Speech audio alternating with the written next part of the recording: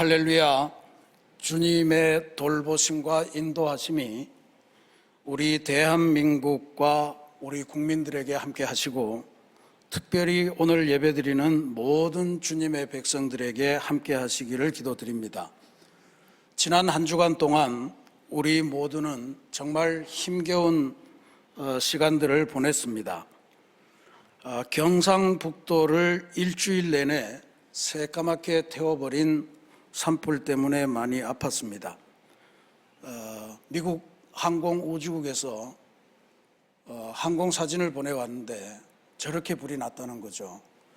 저게 제가 태어나고 고등학교까지 생활하고 우리 부모님들이 살아 계셨던 그 곳입니다. 아주 거기 다 있는데 엄청난 피해를 받은 분들이 많습니다. 지금 우리 학교에서 같이 공부하던 친구들이 이런저런 소식들, 피해 상황들을 많이 들려주고 있는데, 뉴스에서 보는 거하고는 훨씬 느낌이 다르겠죠, 아무래도. 근데 친구들이 한결같이 전하는 이야기는 우리 이 국가를 믿을 수가 있느냐 하는 이야기를 많이 해옵니다. 저렇게 엄청난 재난을 당했는데 뭐가 이렇게 좀 체계적으로 해결이 되고 진행이 되고 돕고 하는 이런 게 보이질 않고, 그냥 그 친구들이 전해주는 느낌에는 그냥 이 불이 빨리 꺼지기를 기다리는 듯한 태도, 이것 때문에 더 분통이 터진다, 그런 이야기를 자꾸 전해주고 있습니다.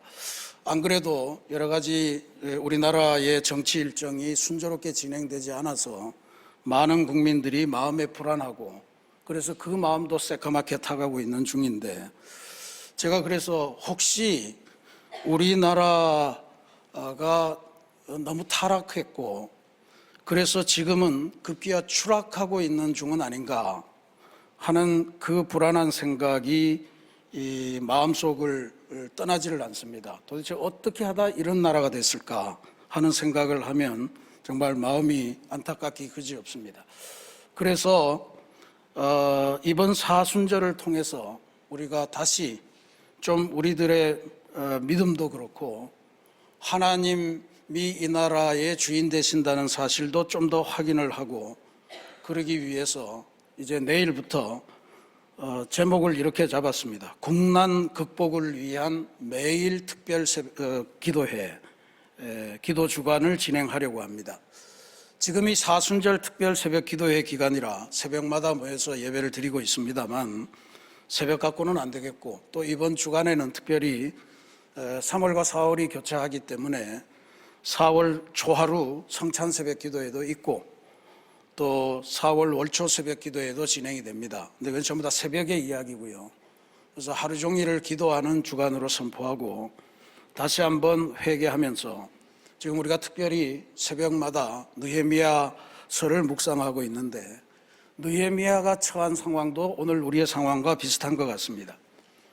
하나님께서 새로운 기회를 주셨지만 전부 다 먹고 살기 바빠서 예루살렘 성벽이 무너져 있고 회파되어 있는 것을 알아차리지 못하고, 그러다가 본격적으로 민족 공동체를 재건하는 길, 그것을 성벽 재건으로부터 찾고, 그래서 그거를 온갖 방해, 또 체념, 부정적인 생각들을 다 걷어내고 52일 만에 완공하면서 민족이 완전히 복음으로 새로워지는 그런 감동을 만드는 것을 보고 있는데, 바라기는 이번 매일 특별 기도회를 통해서 우리에게도 그런 민족 공동체의 재건, 하나님이 주인 되심의 선포, 이런 감동이 우리에게도 나타나기를 간절히 소망하면서 진행하는 기도회입니다. 아침 새벽 기도회는 그렇고, 또 저녁 8시에도 함께 모여서 합심으로 기도하고, 그렇지 시간을 맞추지 못하는 분들은 언제든지 교회에 오시면 교회에서 예배할 수 있도록 기도의 제목과 등등을 다 준비해 놓을 예정입니다. 우리가 기도하면서 이 암울한 시기를 잘 이겨내고 하나님의 소망을 발견하는 그러한 은총을 누리기를 기도드리겠습니다. 마침 성서 일과는 우리를 탕자의 비유로 알려진 예수님의 말씀으로 인도합니다. 탕자의 비유, 이것은 인류의 역사를 통해서 가장 감동적인 스토리로 우리들에게 평가되고 있는 이야기입니다. 특별히 이 안에서 인간이 가질 수 있는 내면의 특징, 그리고 우리를 창조하시고 사랑하시는 하나님의 마음을 잘 읽을 수 있는 그러한 귀한 말씀입니다. 근데 우리가 이 말씀을 읽을 때 몇 가지 주의할 내용이 있습니다. 이 이야기가 어느 시점에 어떤 상황에서 나온가 하는 것입니다. 이 이야기는 오늘 누가복음 15장 1절을 보면 그런 이야기입니다. 세리와 죄인들이 예수님의 말씀을 듣기 위해서 예수님께로 막 몰려오는데 예수님이 그들을 환대하셨습니다. 그랬더니 바리새인과 사두개인들이 어떻게 당신네 스승들은 죄인들과 더불어서 먹고 마시고 그들을 영접할 수 있는가 수군수군대면서 비아냥댔습니다. 그랬더니 예수님께서 그 말씀을 들으시고 대답처럼 주신 이야기가 바로 누가복음 15장의 이야기입니다. 예수님께서 세 가지의 이야기를 비유로 들려주셨습니다. 하나는 잃어버린 양을 찾기 위해서 혼신의 열정을 다하는 목자의 이야기, 되찾았습니다. 또 꾸러미 중에 은전 하나가 떨어져 나간 그것을 보고 그 잃어버린 은전을 되찾기 위해서 온 집안을 샅샅이 뒤지는 여인의 이야기, 그리고 오늘 우리가 봉독한 잃었다가 되찾은 아들을 맞아들이는 아버지의 이야기, 이 세 가지 이야기를 들려주신 겁니다. 초대교회에서 아주 유명한 신부님 중에 한 분이 암브로시우스라는 분이 계신데 그 신부님이 누가복음을 해설하면서 여기 누가복음 15장에 나오는 잃어버린 것을 찾기 위해서 애쓰는 아버지와 목자와 그리고 여인, 이들은 각각 하나님, 그리스도, 교회를 상징하는 그러한 존재들이다, 그렇게 해석을 했습니다. 그래서 이런 표현으로 고백을 합니다.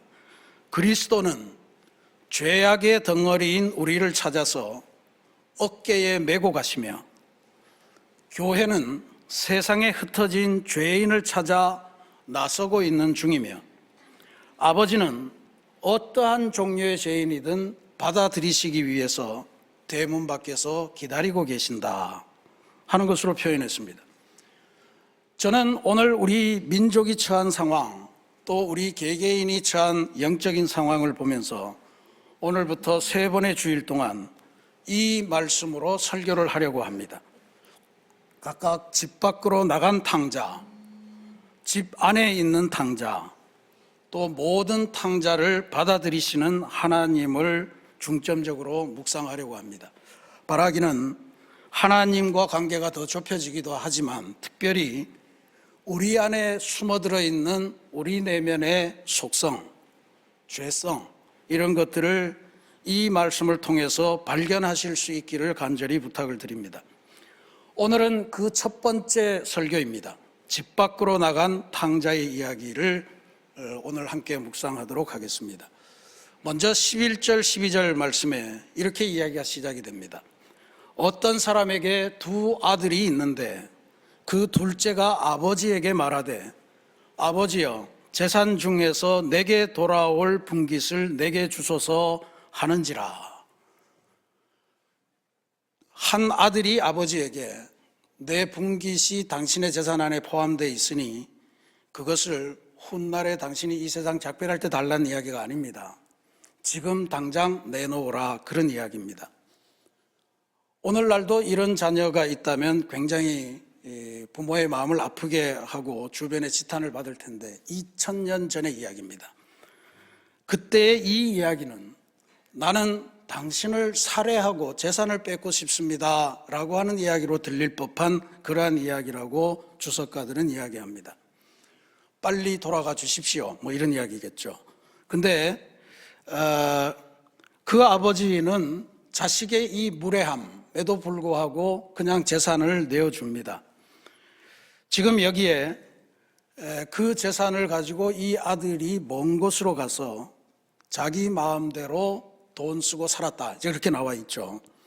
자기 마음대로 산다는 것을 성경은 허랑방탕했고 낭비했다, 이렇게 표현을 합니다. 영어 성경에서도 prodigal이라고 하는 단어를 쓰는데, 이거는 헤프게, 분수에 넘치게 뭔가를 막 뿌려대는 것을 의미하는 단어입니다. 이제 13절에 실제로 그렇게 된 것을 보여주죠. 둘째 아들이 재물을 다 모아가지고 먼 나라에 가 거기서 허랑방탕하여 그 재산을 낭비하더니, 그랬고 14절 첫머리에는 다 없앤 후, 이렇게 이제 딱 규정합니다. 재산을 다 썼습니다. 이 이야기를 대할 때 우리가 일단 주목해야 될 점, 깊이 생각해야 될 점이 있습니다. 허랑방탕해서 돈을 다 낭비했다라고 하는 이야기를 듣고 우리가 금세 떠올릴 수 있는 이미지는, 이 아들이 술, 마약, 도박, 여자 등등에 빠졌겠구나 지레 짐작하는 겁니다. 그게 그냥 기우가 아니고 실제로 그의 형은 이 아들이 돌아왔다는 소식을 듣고 단박에 그가 지나간 시간 동안 어떻게 살았는지를 이렇게 짐작합니다. 30절에 아버지의 살림을 창녀들과 함께 삼켜버린 이 아들, 가서 확인했을까요? 그때 무슨 신문에 있어서 뉴스가 나오는 것도 아닌데 형은 어떻게 그 사실을 이렇게 알고 있는지 모르겠습니다. 근데 어쨌든 오늘 우리가 이 둘째 아들의 행각을 이렇게만 이해한다면 우리는 둘째 아들과 우리를 연결하는데 굉장히 문제가 있을 거라고 봅니다. 왜냐하면 우리가 그래도 예수 믿는 사람이고 우리가 그렇게 막 성인처럼 살지는 못하지만 그래도 이 둘째 아들처럼 술에 쩔고 마약에 쩔고 도박에 매달려 있고 그렇게 해서 돈을 그냥 다 없애버리는 그럴 만큼 막 나가는 존재는 아니다라고 하는 생각을 다 하기 때문에 그렇습니다. 그래서 이 둘째 아들 같은 거는 우리 교회 안에 있는 게 아니고 저 교회 바깥에 어딘가에서 있는 그런 나쁜 사람들이다, 이런 생각을 하기가 쉽습니다. 그런데 이 프로디걸, 허랑방탕했다라고 하는 거는 돈을 어떻게 사용하는지 몰라서 날렸을 그 가능성도 생각을 해야 됩니다. 사업을 하다 실패했을 수도 있고요. 그냥 마음이 좋아서 이런저런 사람들에게 돈을 막 물쓰듯 뿌렸을 가능성도 있지, 이게 윤리적 타락이나 또 성적인 타락, 이런 것들로만 이해하면 곤란하다라고 하는 이야기입니다. 그래서 이 둘째 아들에게서 우리가 뭔가 우리와 유사한 문제를 발견한다면 그런 허랑방탕하고 돈을 낭비한 것보다도 훨씬 더 중요한 것이 아버지의 품을 떠나고 싶어 했던 이 둘째 아들의 마음입니다. 아버지의 품을 떠나서 내 마음대로 한번 세상을 살아봤으면 좋겠다. 나에게 내 것이라고 생각되는 그 재산을 아버지의 허락 없이, 아버지의 감사 없이 그냥 내 마음대로 한번 써보면 좋겠다라고 하는 마음을, 그것을 우리가 주목해야 됩니다. 왜냐하면 오늘 우리에게도 우리가 신앙생활을 열심히 하지만 하나님을 떠나서 집 나가서 내 마음껏 한번 살아보고 싶은 갈망, 욕망, 이런 것들이 누군가에게나 다 내재되어 있기 때문에 그렇습니다. 자기의 분깃이 아버지 품 안에 있는데 아버지가 내어주지 않으면 나는 아버지가 너무 미울 것 같아요. 그래서 이 아들은 미리 달라고 그랬고 아버지는 그 관계가 깨지지 않도록 자식에게 돈을 내어줬습니다. 이해할 수 없는 일이죠. 근데 창세기에도 비슷한 이야기가 나옵니다. 하나님이 인간을 창조하시고 에덴 동산에서 모든 걸 누리도록 허락하셨는데 단 한 가지, 동산 중간에 있는 선악과는 건드리지 마라 하는 명령을 주셨습니다. 그걸 먹으면 죽을 거다. 근데 뱀이 와서 살살 꼬시지 않습니까? 왜 못 먹게 한 줄 아냐? 그걸 먹으면 너희들이 하나님처럼 눈이 밝아져서 선과 악을 분별할 수 있는 존재가 된다. 즉 하나님 비슷한 존재가 된다, 이렇게 유혹을 했습니다. 거기에 인간의 욕망이 작동한 것 같아요. 그래? 하나님처럼 된다면 하나님으로부터 우리가 좀 자유할 수 있는 그런 어떤 능력을 갖게 되는 거 아닌가? 그래서 선악과를 덥석 베어 물었습니다. 그 다음에 세월이 흐른 다음에 다시 이번에는 하나님처럼 높아지면 어떨까 하는 욕망이 인류 안에 꿈틀대기 시작했습니다. 그래서 성경을 보면 우리가 탑을 쌓아서 하나님이 있는 데까지 올라가 보자, 그런 계획을 품고 쌓은 것이 바로 바벨탑입니다. 여기에 하나님처럼 했지만 사실은 하나님으로부터 벗어나고 싶은 욕망을 이렇게 표현하는 겁니다. 굳이 하나님 없어도 내가 선악을 분별할 수 있는 능력이 있으면, 또 굳이 하나님이 안 계셔도 우리가 하나님처럼 높아지면 이 세상을 우리 마음대로 다스릴 수 있지 않겠느냐. 그래서 도스토예브스키 같은 세계적인 문호는 그의 소설 안에 작중의 인물을 통해서 만약에 이 세상에 하나님만 안 계시다면 우리 인간은 얼마나 자유롭겠는가 하면서 우리의 마음을 대변한 적도 있습니다. 하나님으로부터 자유하고자 하는 이 욕망, 이 마음이 우리 안에 자리 잡기 시작하면서 인간은 하나님과의 관계에 결정적인 흠결이 생기기 시작합니다. 그전에는 다 하나님의 사랑이고 돌보심이고 하나님에게 의지하는 것이 최고의 인생이라고 생각했는데, 어느새 사사건건 우리의 인생 안에 개입하시고 또 규정하시고 복종을 강요하시는 것 같은 그러한 하나님에게 서서히 권태를 느끼기 시작합니다. 우리가 살아봐서 알지만 권태라는 거 진짜 무서운 병 아닙니까? 결혼 생활에 있어서도 권태, 이게 제일 무서운 이야기입니다. 사람이 사랑을 하면 사람의 몸에서 일정한 사랑의 촉진을 돕는 화학물질이 나온대죠. 우리가 한 번은 들어봤을 도파민, 옥시토신, 엔돌핀, 그런 것들입니다. 그런데 어떤 이 화학물질도 권태 앞에서는 무기력하다는 거죠. 권태 앞에서는. 그래서 이 화학물질이 정상적으로 작동한다고 해도 길어봤자 3년, 짧으면 3개월 안에 다 없어진다는 거예요. 그래서 결혼 생활을 막 미치도록 사랑해서 했다고 하더라도 딱 그 감정에 의존할 수 있는 거는 길었자 3년이다. 그 다음에는 뭐로 삽니까? 의리로 산다 그러고, 책임감 때문에 산다 그러고, 또 아이 때문에 산다, 이런 이야기가 나오지 않습니까? 그러니까 이게 권태가 주는 무시무시한 이야기입니다. 우리의 신앙생활도 비슷합니다. 우리가 다 예수를 믿는 사람들인데 내가 처음 주님을 만났을 때 그 감격을 아직도 갖고 있지 않습니까? 그때 얼마나 뜨거운 눈물이 내 안에서 솟아올랐습니까? 이루 말할 수 없는 그 따스함, 그런 것들을 느끼면서 감동했고, 이제야말로 내 인생에 새로운 역사가 시작되는구나 하면서 환희에 젖었던 그런 시간을 우리가 다 기억할 겁니다. 근데 그거 지금도 그때만큼 감동스러워 하시나요? 그냥 기억으로만 남아 계시죠?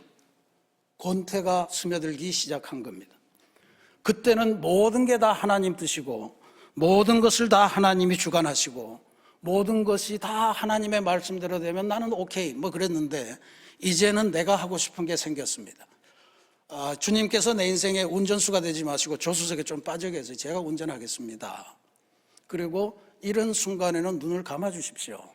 내게서 좀 거리를 유지해 주십시오. 이런 마음이 우리 스스로에게도 계속 들고 있습니다.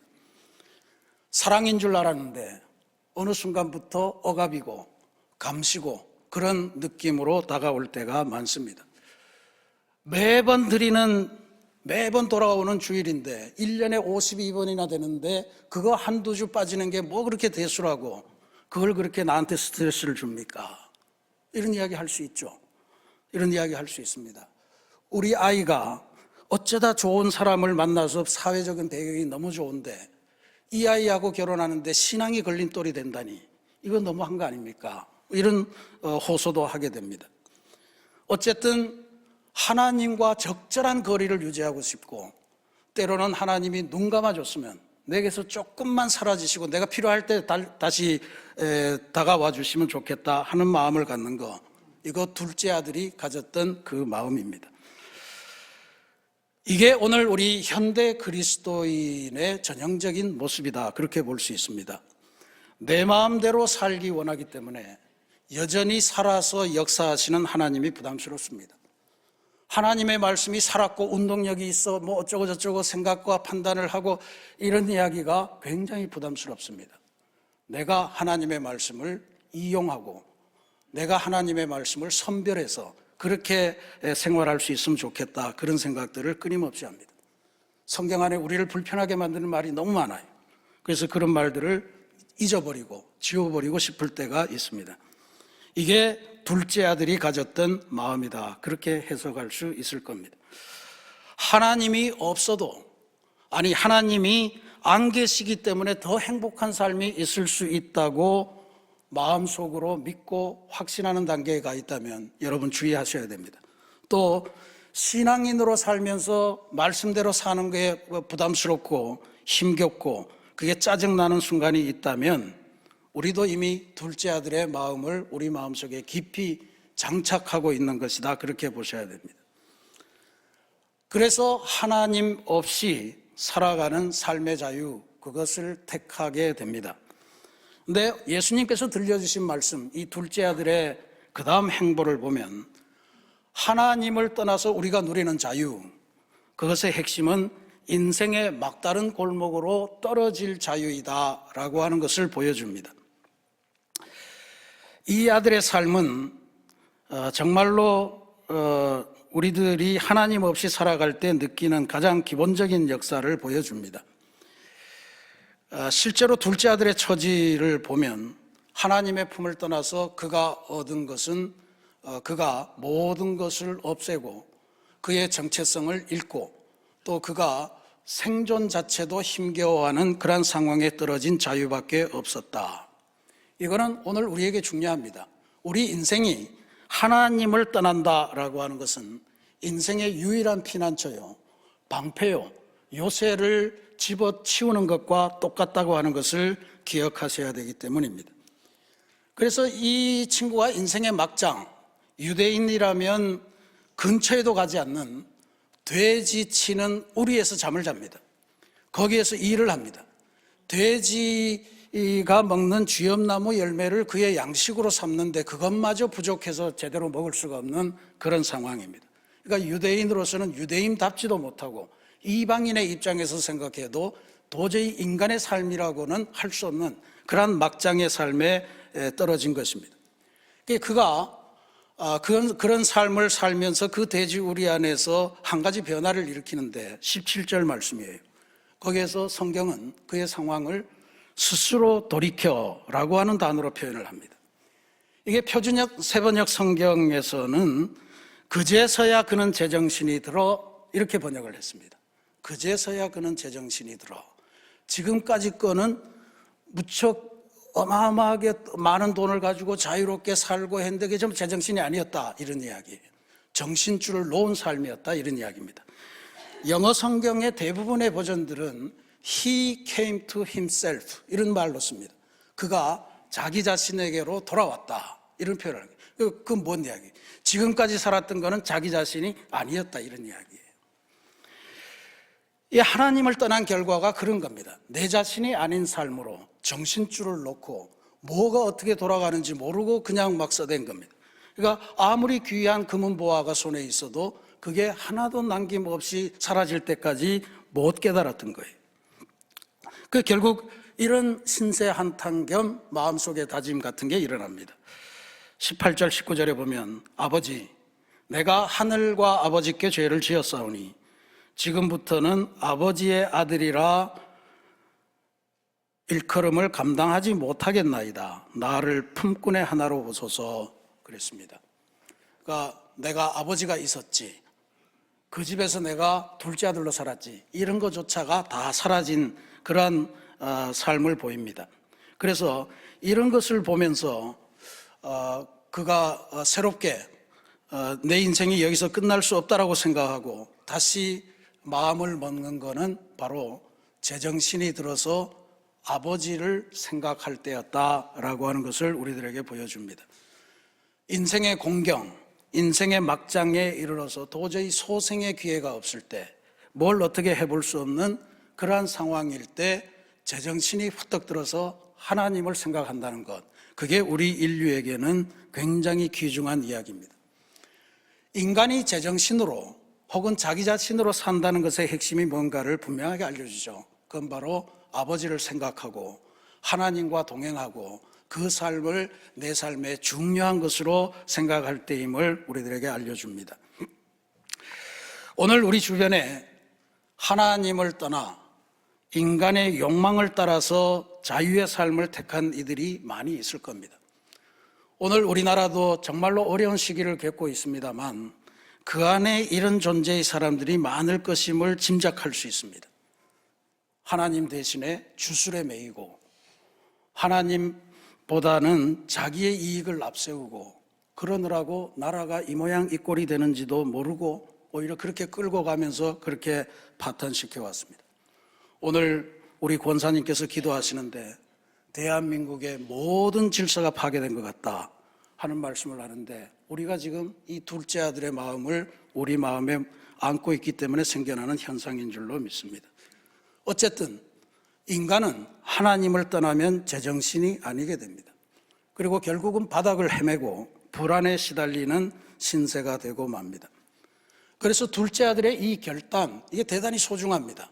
그 막장의 삶에서 바닥을 헤매고 있을 때 스스로 돌이켜서 아버지를 생각했고 아버지의 품을 생각했고 지금 내게 유일한 가능성은 일어나서 아버지의 집으로 가는 것이다 라고 하는 것을 결정을 내렸는데 그게 오늘 우리 인류, 우리 국가, 우리 교회, 우리 인생에게 유일하고 영원한 정답인 줄로 믿으시기를 바랍니다. 근데 진짜로 다행스러운 게 있습니다. 이 아들은 아버지에게 갈 때 무척 망설였습니다. 어떻게 해야 아버지가 다시 나를 받아줄까? 아들은 안 될 것 같고 품꾼의 하나로, 하인의 하나로라도 써주시면 제가 그 집에서 살겠습니다.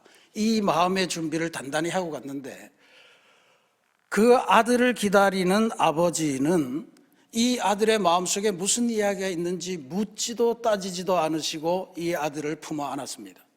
그리고 그가 마음속에 품꾼의 하나로 어쩌고 하는 그 이야기가 나오기도 전에 이미 잃었던 아들을 되찾았다. 그리고 아들의 지위를 회복시키지는 상징적인 행동을 몇 가지 주십니다. 좋은 옷, 가락지, 좋은 신발, 풍성한 잔치, 그걸로 끝났습니다. 우리가 이 세상에서 다시금 행복하고 하늘의 평안을 누릴 수 있는 유일한 길, 그것은 바로 아버지 품에 돌아가서 안길 때다라고 하는 것을 기억하시기 바랍니다. 하나님은 우리의 죄가 무엇이든지 우리의 죄가 얼마나 크든지 그런 것은 따지지 않고 돌아온 아들을 품어 안아주시는 그 하나님이었다는 것을 기억하시면 되겠습니다. 사랑하는 우리 새신교회 성도 여러분, 사도 바울은 하나님으로 말미암아 예수 그리스도로 말미암아 우리에게 주어지는 이 놀라운 구원의 은혜를 이렇게 고백한 적이 있습니다. 누구든지 그리스도 안에 있으면 새로운 피조물이라 이전 것은 지나갔으니 보라 새 것이 되었도다. 누구든지 그리스도 안에 있으면, 즉 그리스도 안에 있어야 하나님과 동행해야 새로운 피조물로 변화된다고 하는 사실입니다. 지금 우리가 살고 있는 이 세계 정말로 귀중한 말씀입니다. 산불이 이렇게 오랜 동안 지속되는 것, 신문을 보니 갖가지 원인 규명을 해놨습니다. 빨리 자라는 민둥산을 푸른 산으로 만들기 위해서 빨리 자라는 소나무를 심은 게 원인이었다. 그런 이야기도 나오더라고요. 소나무는 겨울에도 잎이 달려 있고, 근데 그 잎이 바짝 마르죠. 거기다가 송진이라는 게 있어서 불이 붙으면 잘 꺼지지를 않는다. 어쩌고 막 그래요. 그래서 어쨌다고 하는 생각이 막 듭니다. 결국에는 인간의 탐욕으로 말미암아 이 지구를 마음대로 황폐하게 만들어서 지구의 온도가 지금 1.5도 막 경계선을 넘어갔기 때문에 땅이 뜨거워져 있다는 거 아닙니까? 불이 붙으면 그냥 타서 없어지지 않을 때까지 계속해서 탄다는 것을 미국에서 경험했고 호주에서 경험했고 이제는 이 좁은 땅 대한민국에서도 그런 사실을 경험하고 있는 겁니다. 아버지를 떠난 인류에게 우연히가 온 게 아니고 필연적으로 닥칠 재앙이다라고 하는 걸 기억하셔야 됩니다. 그러니 하나님께로 돌아가서 새로운 피조물로 변하는 것 외에 답이 없습니다. 개인의 삶도 마찬가지입니다.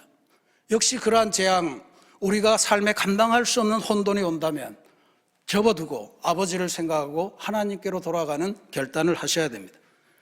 누구나 살다 보면 길을 잃을 수가 있죠. 때로 하나님으로부터 멀어질 수도 있습니다.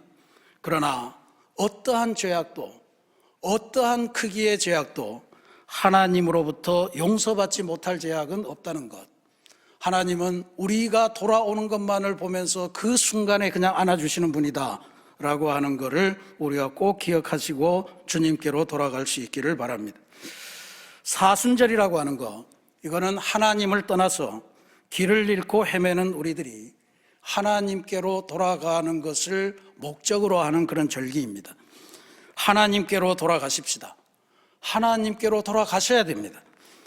그래서 개인도, 가정도, 교회도, 국가도, 인류도 하나님 안에서만 새로운 피조물로 변하고 하나님께서 베푸시는 평안과 행복을 누리게 된다는 사실을 꼭 기억하시기를 바랍니다.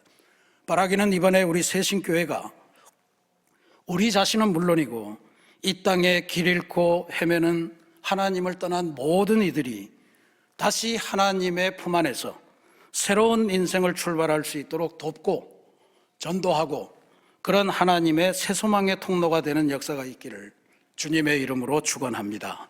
같이 기도하겠습니다.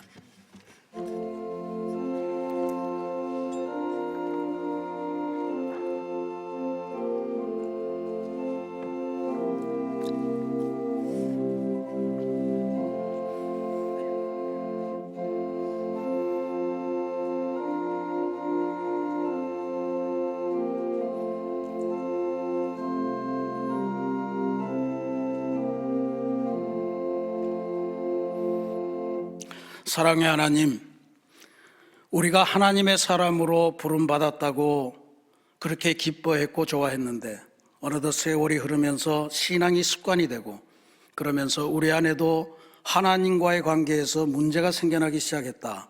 권태가 시작되었다. 내 것을 마음껏 누리고 싶다라고 하는 둘째 아들의 마음이 우리 안에도 스며들어 있음을 오늘 우리가 확인합니다.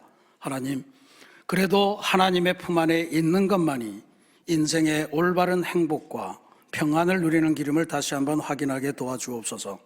하나님의 품을 떠나서 자유를 누리고 내 마음대로 살아보는 것, 일시적으로는 풍성할지 모르나 그 결국이 대지 우리의 막장 인생이었다는 것을 꼭 기억하고 하나님 품 안에서만 우리가 구원의 기쁨, 생명의 기쁨, 그리고 참 인생의 보람을 느낄 수 있음을 다시 한번 깨닫고 혼란에 빠진 인생이 있다면 하나님께로 돌아가는 결단을 하고 혼란에 빠진 교회와 국가도 하나님을 중심으로 새롭게 출발하고 이 인류도 하나님께로 다시 돌아가서 말씀대로 창조 질서의 뜻대로 이 세계를 다시 경영하는 귀한 청지기로 변화되는 역사를 우리에게 허락하여 주옵소서. 집 나간 탕자 유일한 해결 방법, 회개하고 다시 하나님 품에 안기는 것임을 우리에게 알려주셨으니 그 결단을 이번 사순절에 하고 부활절에 그 기쁨을 누리게 인도하여 주옵소서. 예수님 이름으로 감사 기도드립니다. 아멘.